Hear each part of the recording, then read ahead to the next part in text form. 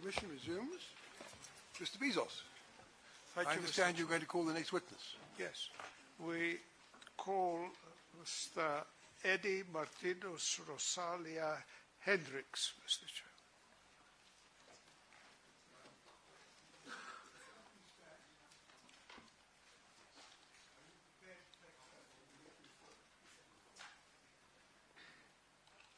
I asked you, sorry, when the machine, when my microphone was turned off, I asked you if you wanted to take the oath or you wish to affirm, and you said you wish to affirm.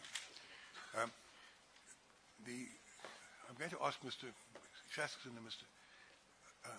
Mpofu to deal with another matter in a moment, but I may as well swear you in while you're standing up. Do you affirm that the evidence that you will give before this commission will be the truth, the whole truth, and nothing but the truth? Please, you do affirm. Yes, thank you. You may be seated. Mr. Shaskerson, I understand you and Mr. Mpofu have an announcement to make. Yes, Chairperson. Mr. Mpofu is not available and his team are not available for the inspection in Loka on Monday. So we've arranged that we will go now so that he can point out to me with his clients the places that he would like pointed out at the inspection in Loka on Monday, and I'll make careful notes of position and description, and then we'll make sure that those places are pointed out at the inspection in Loka, even though Mr. Mpofu and his team are not going to be there. Yes, Mr. Mpofu, anything you want to add? No, thank you, Chairperson. I just wanted to say yes. It looks like the best we could do. It's not ideal, but it looks like the best that can be done under the circumstances. Yes, and simply to say, because we're in the appeal court on Monday for the funding matter. We understand you have a matter in the appeal court related to this commission. So we will follow the proceedings with interest. Thank you, Chairperson. Thank you. I understand you and Mr. Shaskerson wish now to be excused. Yes, Chairperson. So you won't have the opportunity of hearing Mr. Hendricks. Unfortunately, Chairperson. You can read it on the transcript. Yes, Mr. Bezos. Thank you, Mr. Chairman. Mr. Hendricks, you have made two statements. Exhibit G2 and R12.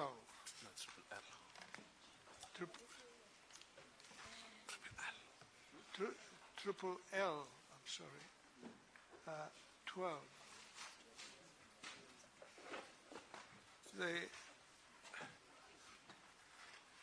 You signed them,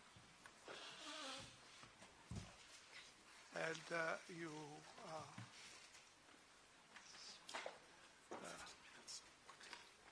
you signed them, and did you adhere to the contents of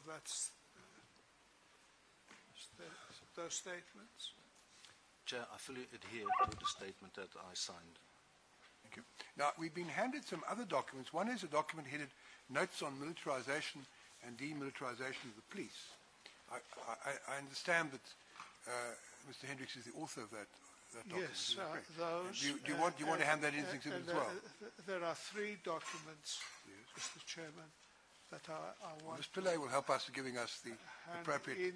Sorry. They to be given exhibit numbers. The first is the Goldstone report, an extract on command and control of the police. We have shown these to our learned friend. I think you'll find that document is the document, which is the extract from the Goldstone report, I think is already exhibit. It was handed in long ago by Mr. Budlander. But, well, no harm done if the particular quote that the witness would like to refer to, which is a short document, perhaps should be a new exhibit, Mr. Chairman. All right. Ms. Pillay, what should we call these exhibits? Chair, the Human Rights Commission has asked us to reserve quadruple S as an exhibit number for the Phase 2 documents, which they want to have exhibited before the Commission. So the next exhibit... Why must we reserve quadruple S for that? can't we use some other letters later? They've already started the process of providing us with an index, Chair, which has got the quadruple I see. S All right. number So allocated. we must be grateful for small mercies. So you're saying quadruple T. That's correct, Chair. So it's quadruple T. I think Mr. Bezos said there were 3 documents. So it's quadruple T. Shall we make them 1.1, 1.2, 1.3, or should we make them 1, 2, 3? Which do you prefer? Your choice, Mr. Chairman. Quadruple T1 will be the notes on demilitarization. Is that right? Yes. Notes on militarization. The other et cetera. document, Mr. Chairman, Sorry, hang on. That'll be quadruple T1. Quadruple T2 is that the extract from the Goldstone Commission? yes, Mr. Chairman. And the next document is headed Notes on Militarization No, and that's quadruple T1. Thank you, Mr. Chairman. And there's a third one. And Then there's a is- document headed Goldstone Commission, quote, towards peaceful process in South Africa, pages 37, 38, and 38. And Is the third, that what you want to make quadruple T2? yes. And the third Hang document, on, I'm going to write it down. sorry, Goldstone, I think that's in already, but never mind. As you say, if it's good enough, it can go in again. Goldstone Commission, pages 37 to 38. That will be quadruple T2. And what's the third document? the third one is something that comes from the police, Mr. Chairman, and it's headed, It's just the use of force Chair, directive. If I may just Yes. interrupt, Chair, that pages 37 to 38 of Towards Peaceful Protest is an exhibit Oh, no, I already. said so. Mr. Bezos wanted it in again. So. It's TT1. It forms part of an existing exhibit. Yes, I thought so. Yes. And He that, wants it in those, again. those particular pages form part of that exhibit. All right. We want to. Let's be kind to him. And then we've already marked them. And then quadruple T3 is use of force directive. SAPSU use of force directive. Is that what it is? thank you, Mr. Chairman. There are a few questions within the time permitted that I would like to ask the witness within a period of 15 minutes with your leave, Mr. Chairman.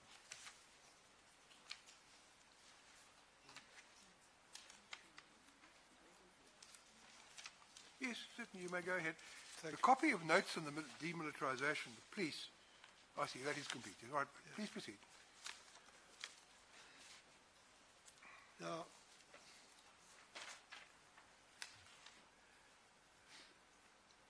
when you prepared statements triple L12 and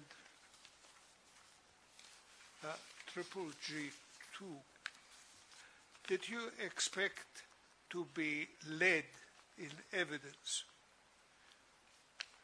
Chair, I was expecting to be led and had enough time available for me to be led to explain some and most of the points that I made in my statements. Unfortunately, I learn now that this is not the case, and I regret being in that position. Yes. Well, I'm sure that you will be given an opportunity, Mr. Hendricks, when you are examined by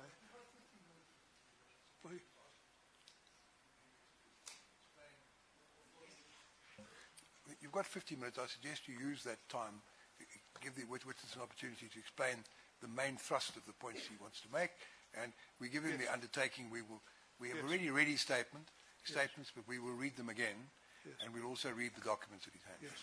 Thank you, Mr. Chair. He may not know this, but we're already, to some extent, acquainted with the points he's going to put, because we've already made a close study of the documents he's given us. Good. What I want to ask you, Mr. Hendricks, is this. Are you a stranger to police practices in South Africa? Chair, I don't consider myself to be a stranger to police practice in South Africa, and this since 1993. I definitely am not a stranger to SABC police practice in this lovely country. And could you give us briefly your experience of your South African involvement in relation to the management of police, by the police of gatherings? Thank you. Chair, whilst being the responsible for the running of the National Operations Room in Belgium for police operations, and being responsible for public order policing, as Mr. Garry White explained, as the Chief of Staff for the Gold Commander, for the Commander of the Den Gendarmerie, for all operations. I was responsible for preparing all public order operations for the Belgian Gendarmerie, still at that time. And as you might know, sir, Brussels is the capital of Europe. The European Commission and European Parliament are seated in Brussels, and the whole of Europe comes and demonstrates in the streets of Brussels. It is a fact that on average there are 4 demonstrations a day, and all these have to be managed, and I was responsible for, at least at the gold level, of preparing, conducting all these operations. And then I will come to South Africa, if I may. One of the last operations that I was responsible for was the public order policing for the European Soccer Championships. That was organized by 2 countries, Belgium and Holland. I was responsible, or co-responsible, with a Dutch person to develop all approaches to secure the operations, the police operations at those events.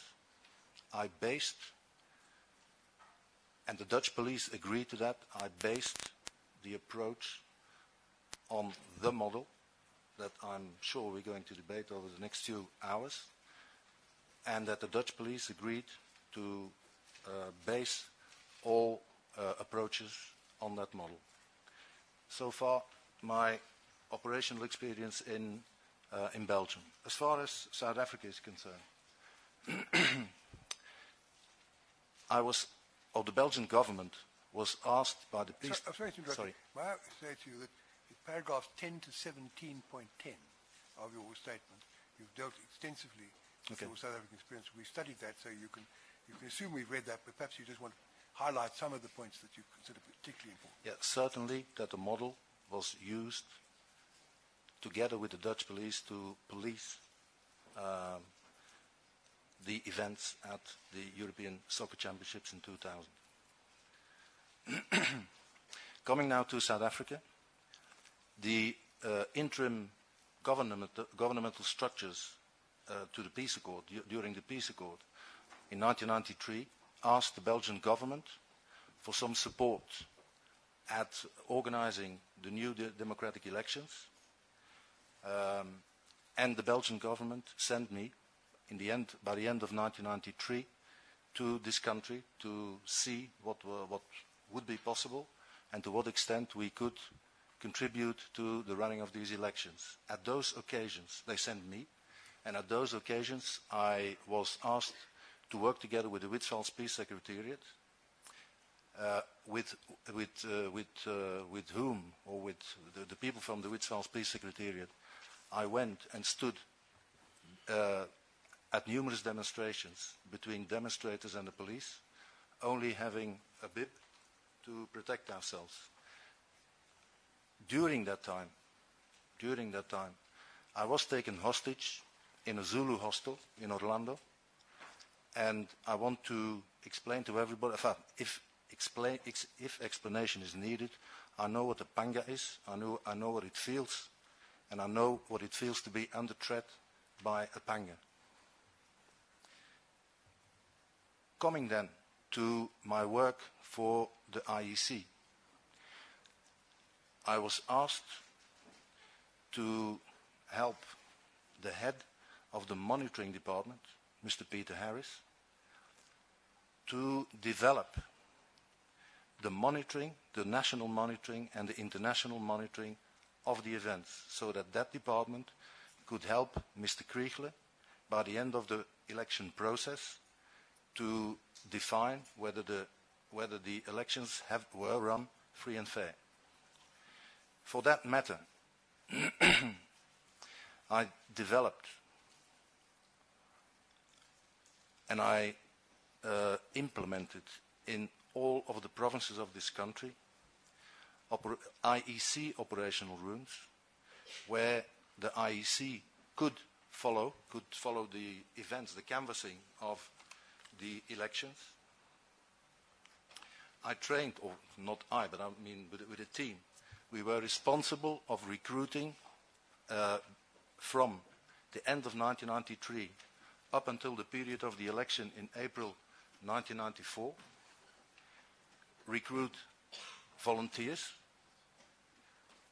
to train them in monitoring all those, the canvassing of the elections, and during the elections monitor the behavior of the people at the moment of the elections. And those occasions I've been in numerous situations, in stadiums, in demonstrations, and I don't have to remember you that at some point the IFP was not participating at the elections, and there was quite a lot of tense situations. At that moment I stood with the monitors, the IEC monitors, very close to demonstrators, only protected by another bib. At the end, through all the monitoring, we could, luckily, or Judge Kriegler could declare the elections free and fair. But during those very intense period in my life, I was present at the Shell House disaster. I've seen people die in the streets. I was present when a lot of demonstrations went on, people carrying traditional weapons. So even at that moment I was familiar with the levels of possible violence and possibly being used by demonstrators or by people demonstrating in the streets.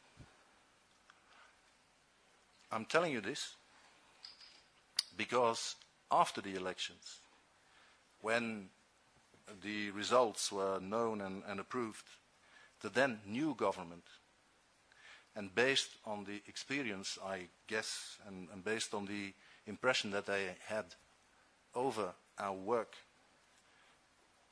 at IEC level, they asked the Belgian government for support to the reform of the SAP into SAPs. I was sent then, in the first instance, by the Belgian government and agreed for by the new South African government to be responsible for one part of the cooperation agreement, and that was the reform of public order from the public order policing units in South Africa at that moment. So afterwards, when that first project was finished, around 2000-2001, the government, South African government, asked for a new cooperation agreement, and that was, in the meantime, I had left the police, and I then headed the new cooperation agreement, which was focusing on what has been called the Vispal project. And that, since somebody is showing me a 5-minute warning, is what I would have liked to explain to you on my experience with the South African police. Yes. Will you consider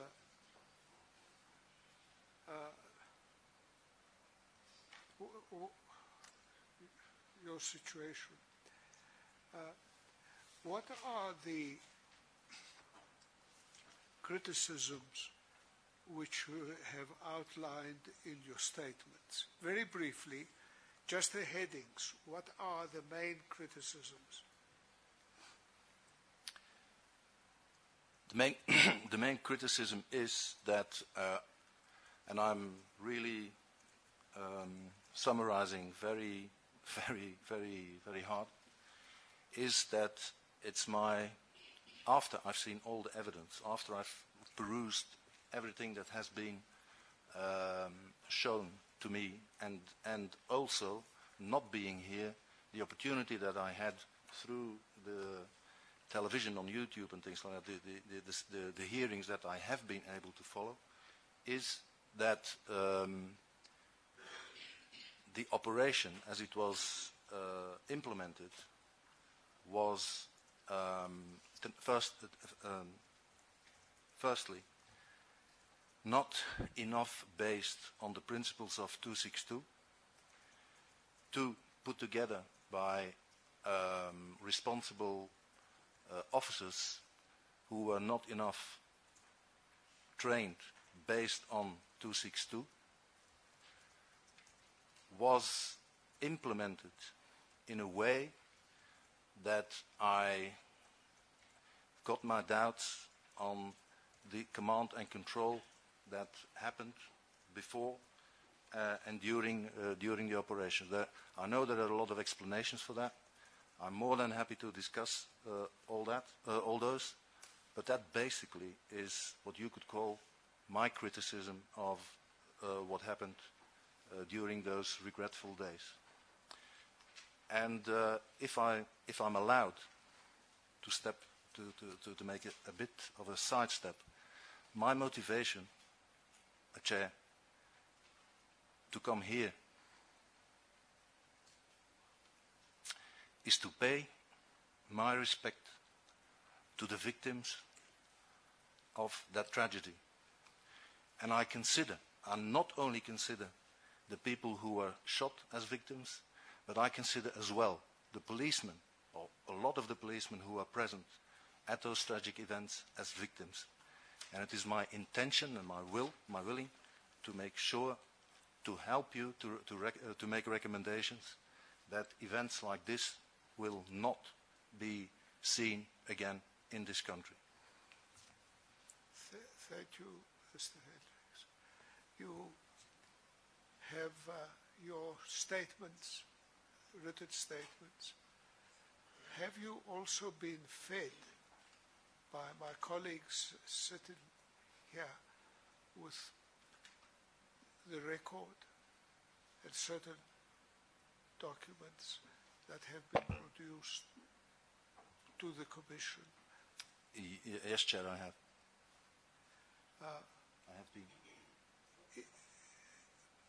What is your attitude after all the additional evidence that has been presented to you in relation to the conclusions that you came and expressed in the two exhibits that were made previously?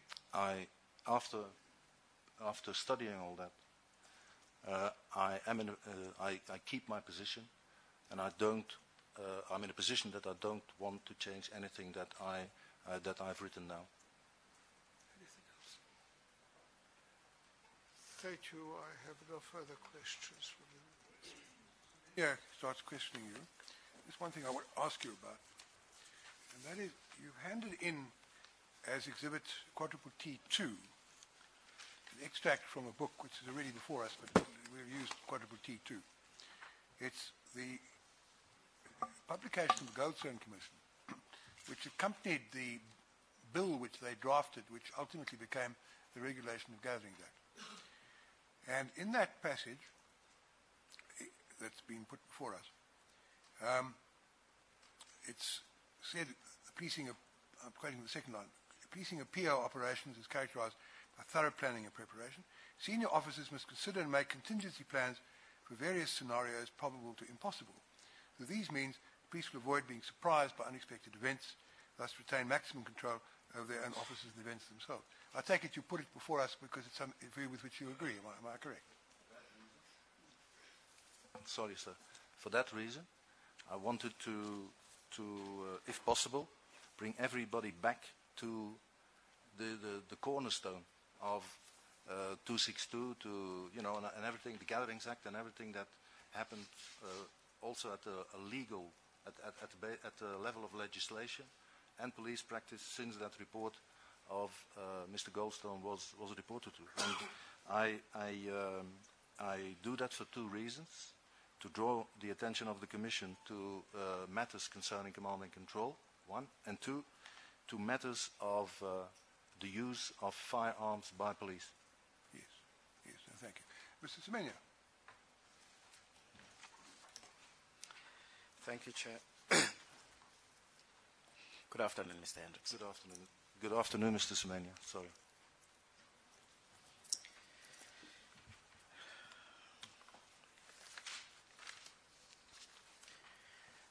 Can I take it from the end of your commentary that we should hope to obtain from the recommendations of this Commission those measures which would make another Marikana not happen?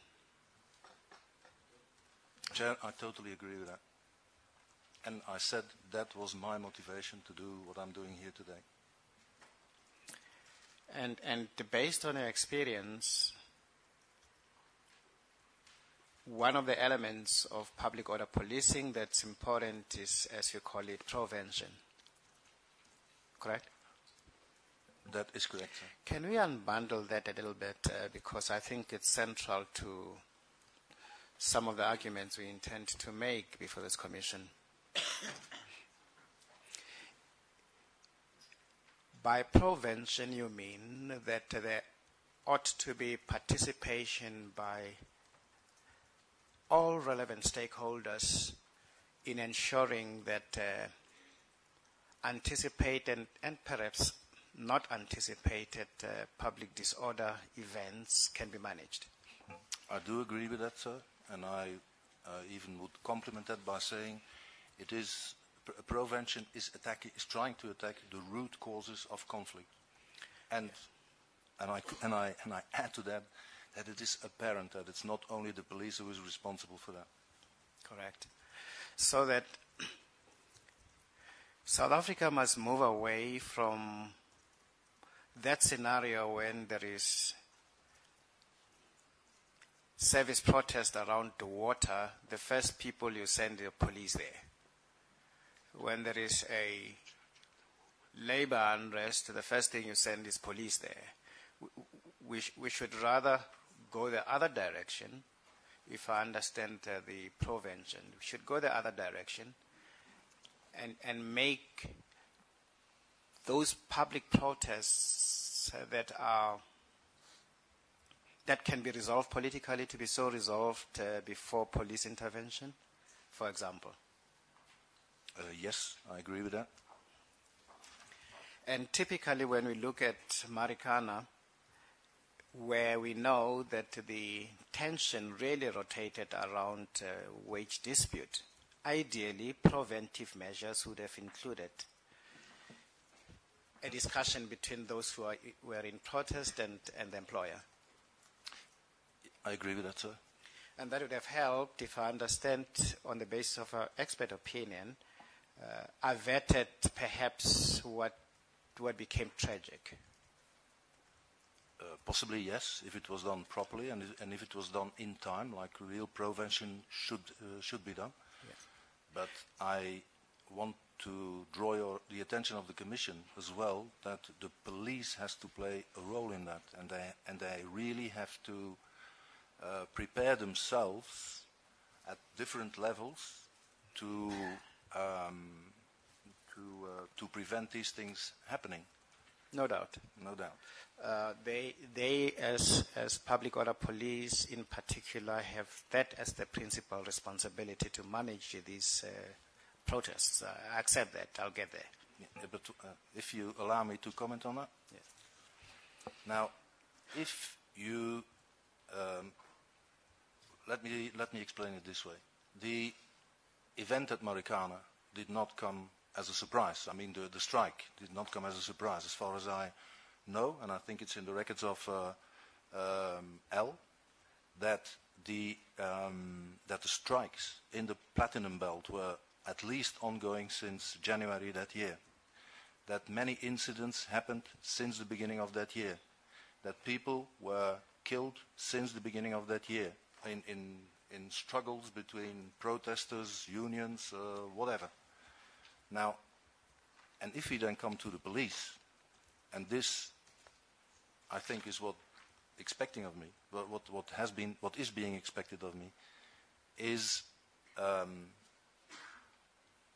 has the police, knowing that at least as from January 2012, things were starting to happen, did the police start to take enough measures to prevent flashpoints happening? Did the police prepare themselves enough on training for these possible events? Did the police had enough means to deal with all these events? For instance, when I started to work with the then still called, I think, internal stability units, there were 12,000.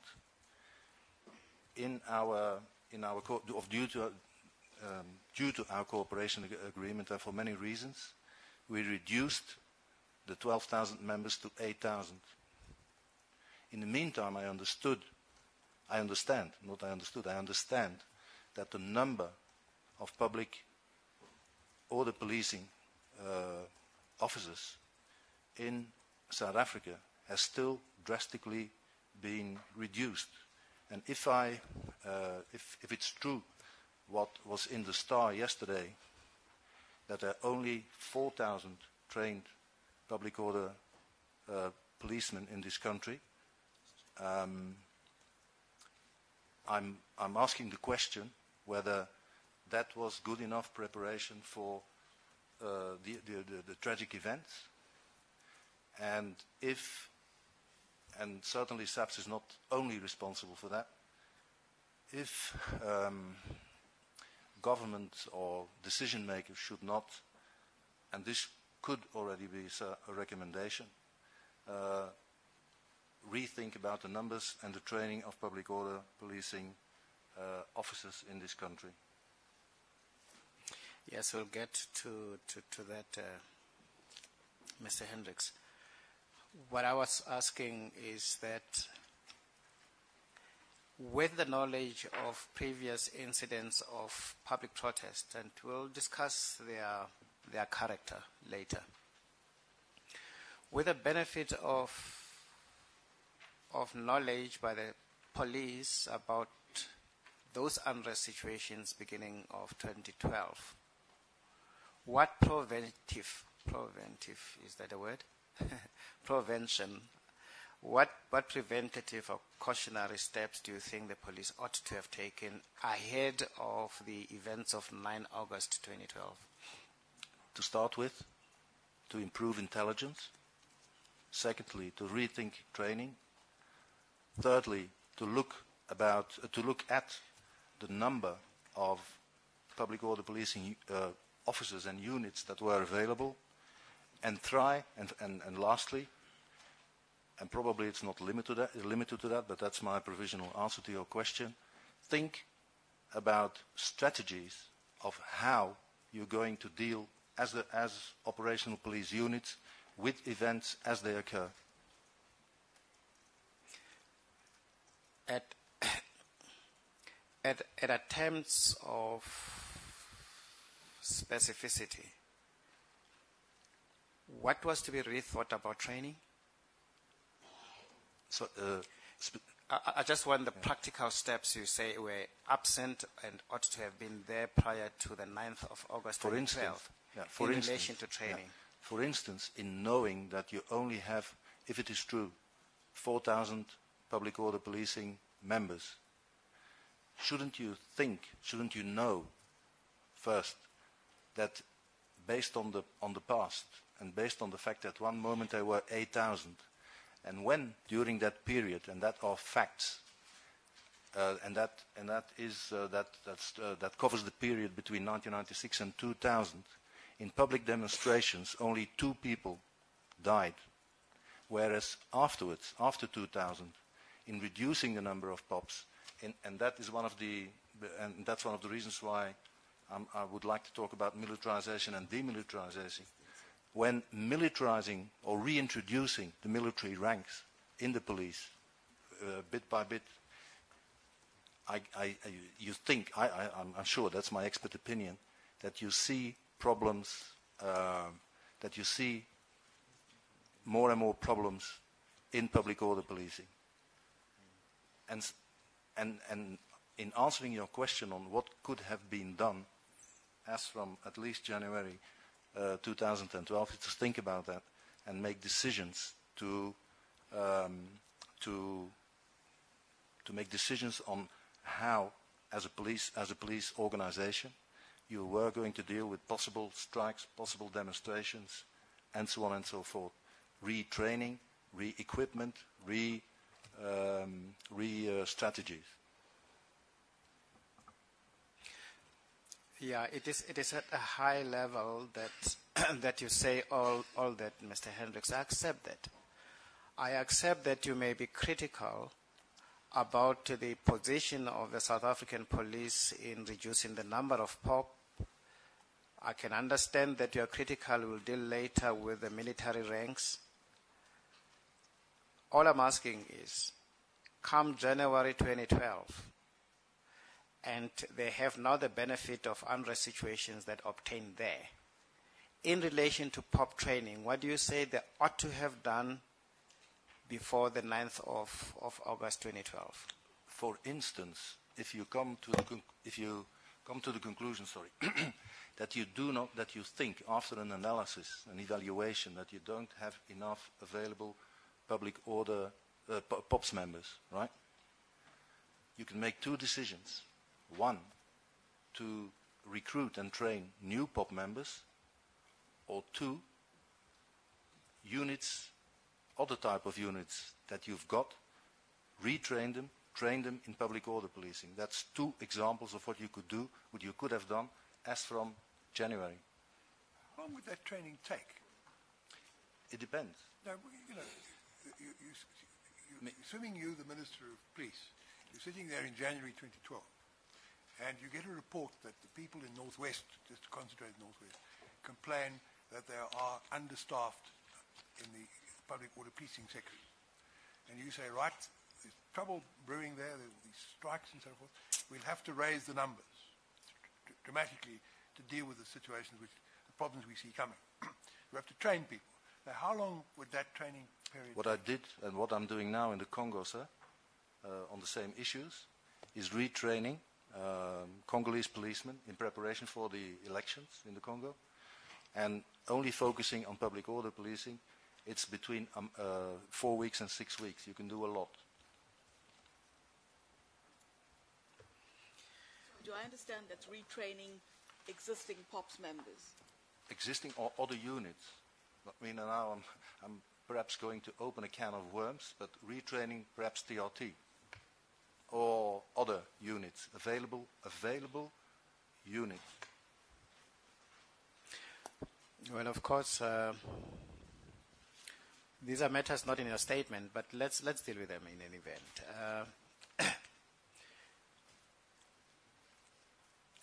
Are you moving from a premise that those POP members who were at Marikana during 9 to 16 of August 2012 were under-trained? Is that what you... No, I'm asking, is that what your evidence is? No, I can find some evidence or opinions of SABC members in the evidence before the Commission that some say that they were not trained enough, one, and two, that they were used for other operations, for to fight crime, for instance, and to patrol in areas where there's a lot of crime.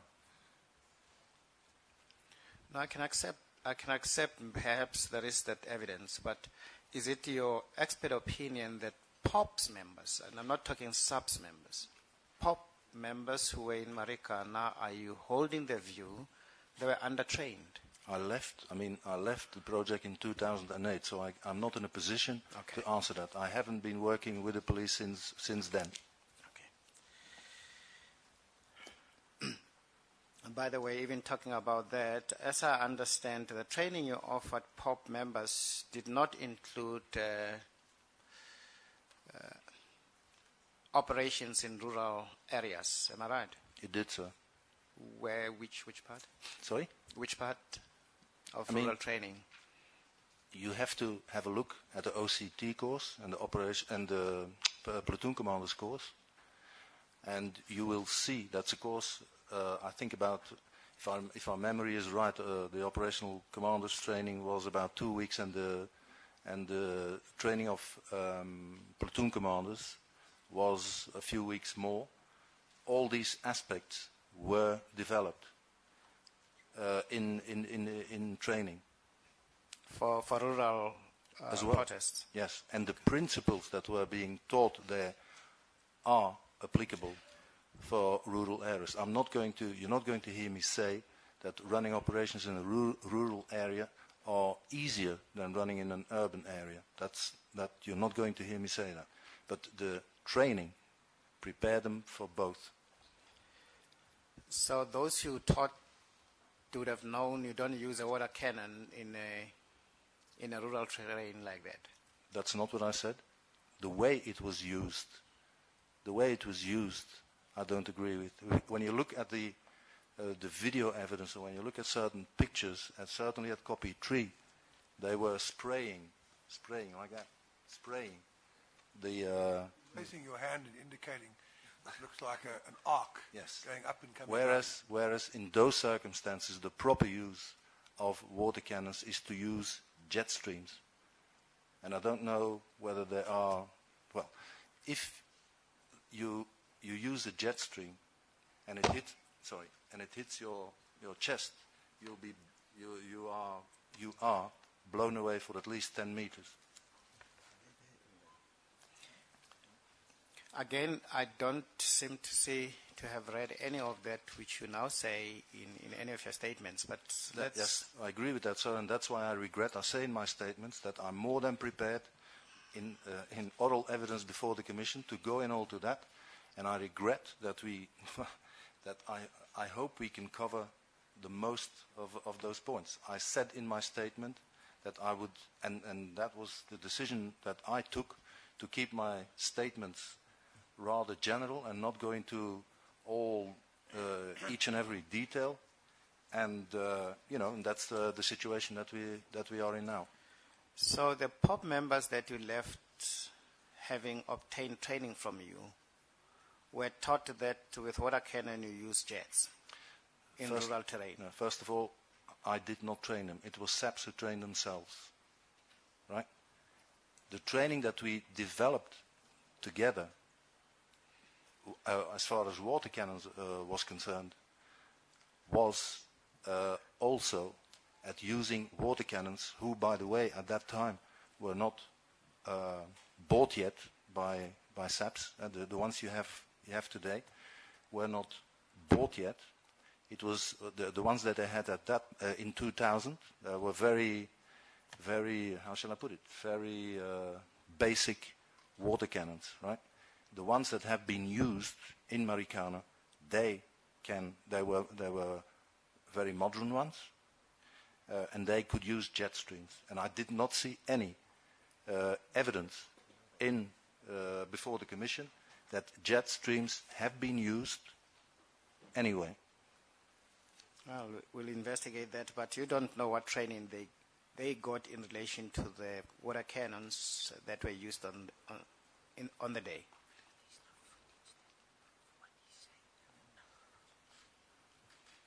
Sorry, I missed the question. I was saying that you don't have any knowledge of the kind of training they got in relation to the water cannons that were used in Marikana. Yes, but I know from certain statements, and I'm sorry that I can't remember all the names of all the statements that I've read, that even some drivers of the water cannons say that they didn't feel that they have enough training. That's evidence before this commission. If I understand the statements you're referring to, they plead that in relation to the use of the cameras, not in the use of the water cannons themselves to spray water. If we can show on the screen those statements, then we can discuss about it. I cannot, and if you can find them quickly, I'm more than happy to do that.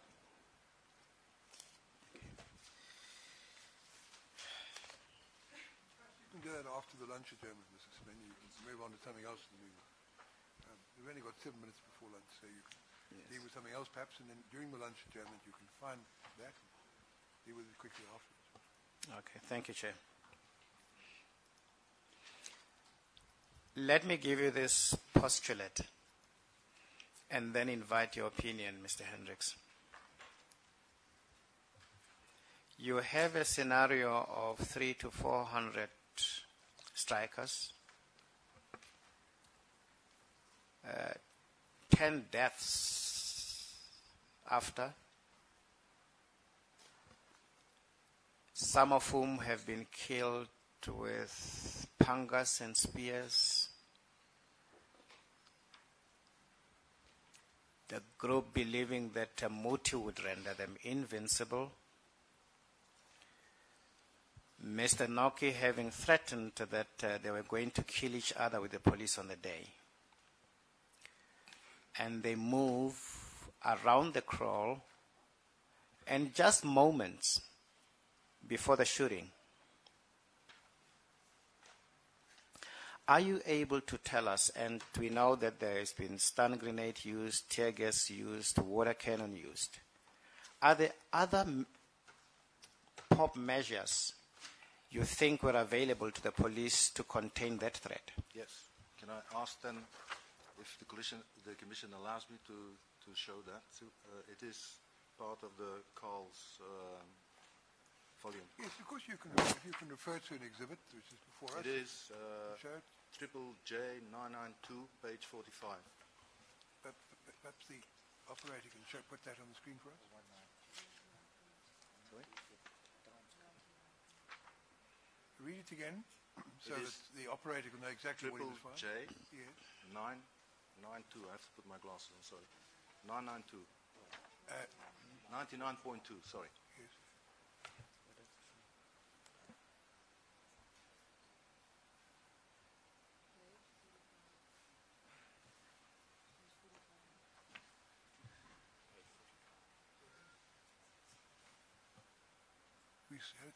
We saw it a minute ago, but it was it's sideways. Can we please be turned around so we see? Oh, there we are. Thank you.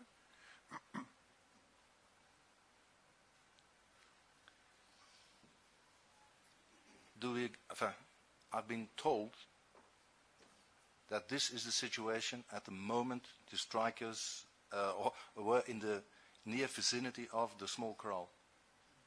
Okay? I think there's a debate about the position of what is known as Papa 1, which is P1, I think. Yeah. But I'm not sure that that's material to the point you want to No, but make. that I don't need, sir. What I do need is the position of Niala 5 and the position of the water cannons. You can see the water cannon on the diagram. If an alternative to what happened, and this is one of my criticisms as well of command and control, right? If Brigadier Karlitz would not have gone, followed by some POP members, to the position where he is there, P1, and Papa 1, right? If he would have stayed behind, like an operational commander should do, an operational commander must keep the overview of an operation. He must not let himself being put in a position that he cannot overview a tactical situation and where all his units are, right? So if, first of all, Mr. Karlitz was not in the position of Papa 1, 2, if he would have put himself in a position, for instance, as already mentioned in another discussion, by the Commission, on top of a Niala who was standing within the protected area, and he could have observed the path and the way the protesters under the lead of Mr. Noki then, or that group, were going around the kraal. And assuming the fact, because that's what an operational commander should do, look at issues, look at problems, and decide, and sometimes on the spot, what needs to be happened to prevent things happening. If he would assume that Mr. Noki was going to go to Nanking,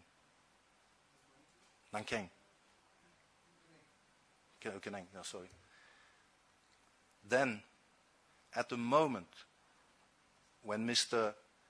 Noki and his demonstrators walked, and I insist on the word walked, because from the evidence and the video evidence that I saw, they were at that moment, they were not running.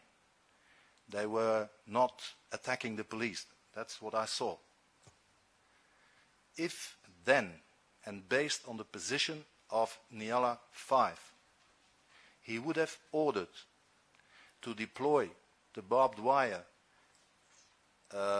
when you see Niala 5 in the direction of Kanang, which in my professional opinion there was enough time to do. The TRT line, where you can see them in red, would have been no use to stop the protesters.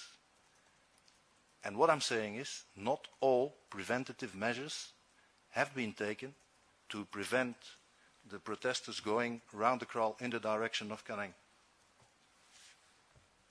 That's one. Two, if the two water cannons were not in the position that you can see them there, but if they were positioned, decision possibly to be made by Mr. Karlitz at the, where you see now the red basic TRT line, and if the water cannon equipment was trained to use their water cannons properly and using their jet, I have got a professional opinion that two water cannons using jet stream even from that position could have at least stopped and pushed back the beginning of the group, led by Mr. Noki. And from that perspective, I say, it is my professional opinion, that not all preventative measures or not all public order policing measures have been taken. Oh, well, that's profound, because I would have expected to see this in a statement, but can we take that up after lunch? Sounds a sensible suggestion, Mr. Semenya. We'll take the lunch German. We must be back at 1:30, because time is very precious today. I'm breaking up. It's a tall order on me, really. It's for you. I was asked to ensure that we took a half-hour lunch in German to enable you to give all the time you want. If you want me to start at 1:45, I'll obviously do what you say. May we? No, the people here must know what time they must come back. What time must I say? May we do 1:45? You want 1:45? Yes. All right. At the special request of Mr. Semenya, we'll adjourn now to 1:45.